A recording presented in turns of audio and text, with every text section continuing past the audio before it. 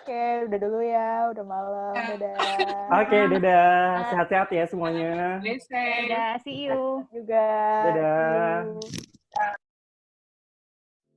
Ever since the COVID-19 pandemic hit the world, the way we communicate with each other has been shifting. 25-year-old Dina Arti Novianti has not visited her parents in Garut, West Java for several months now. However, she has been calling her parents more frequently compared to before the pandemic. Dulu kan waktu aku masih bisa curi-curi waktu buat pulang, ya udahlah video call-nya paling 1 minggu tuh bisa 3 kali. Sekarang tuh kayak setiap ada waktu aku jadi video call sama keluarga aku karena ya udah nggak bisa pulang. With the pandemic showing no sign of receding in the near future, we are still likely to rely on virtual meetings to interact with others. However, some limitation may keep us from regularly communicating with our loved ones, such as signal disruptions. Biasanya orang-orang tuh kalau misalkan di video call mereka tuh nggak bener-bener banyak yang diceritain tuh. Karena kita juga harus gitu, kita tuh harus adjust waktu kita kan. Misalkan ya udahlah video call ya, hayo gitu kita video call. Tapi kadang-kadang mereka ada interupsi apa. Tapi kalau misalkan ketemu langsung, itu tuh mau nggak mau pasti ya kesannya tuh beda. Mau nggak mau apa yang lebih gimana ya, lebih anget aja gitu loh. Kalau ini tuh cuman sekadar ya udahlah gitu video call, terus diceritain apa aja, kayak cuman highlight-nya doang gitu yang mereka ceritain. Psychologist Baby Jim Aditya is aware of the drawback of virtual meetings. She explained that there was no energy exchange during virtual interactions.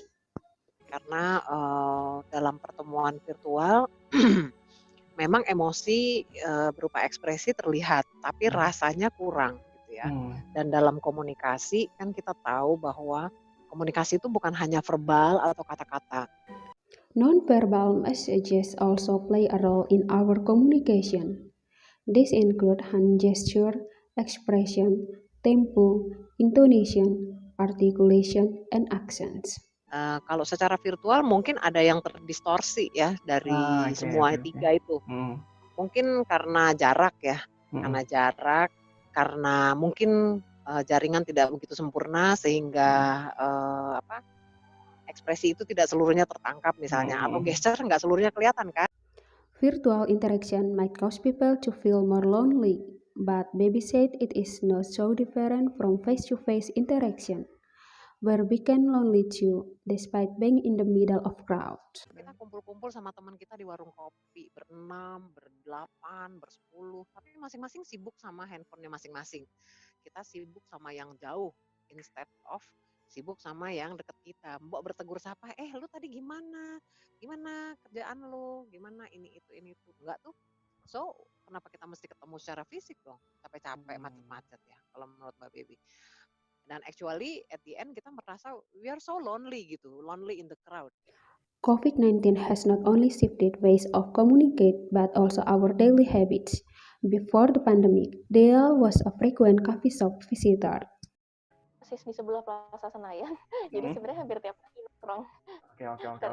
Karena sekedar ngopi ke Starbucks atau ke food court atau ke restoran, dan itu juga kadang bosku tuh tipikal orang yang laid back kan, jadi dia sebenarnya lebih suka ngobrol-ngobrol santai, ngomongin soal kerjaan secara nggak serius, sehingga kita lebih sering makan siang di luar.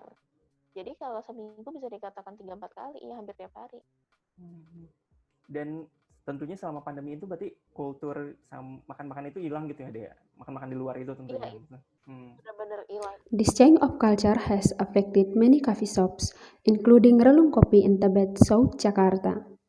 They have suffered a decline in sales because of Jakarta large-scale social restriction or PSBB policy. Waktu adanya peraturan PSBB itu yang tidak boleh terima dine-in itu pengaruhnya sampai penurunan sales-nya sekitar 80%. When Jakarta entered its transitional PSBB phase in early June, customers started returning to Relung Kopi. The coffee shop now provide outdoor seating to help customers maintain a safe physical distance.